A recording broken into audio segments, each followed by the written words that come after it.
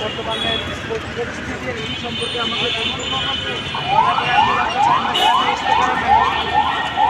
ইস্তেখারে নামাজ পড়ার পরে যদি আমার মনে হয় যে আমি হত্যার বিচার চাওয়া উচিত, তাহলে আমি যাবো, আর যদি না হয় তাহলে যাবো।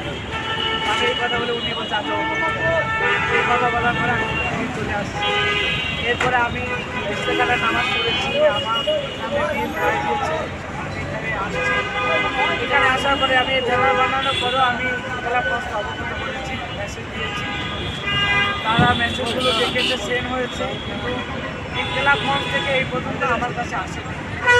আমার খোঁজখবর বা এই যে সোনালী হত্যার বিচার নিয়ে কেন বলছে এই ব্যাপারে তারা এখন পর্যন্ত এখানে আসেনি।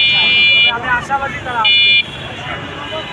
ফরিদ উসমান হাদি তো এই ঢাকা ৮ আসনে তিনি একজন প্রার্থী ছিলেন, তার জনপ্রিয়তাও বেশ ভালো ছিল। তো এই মুহূর্তে যদি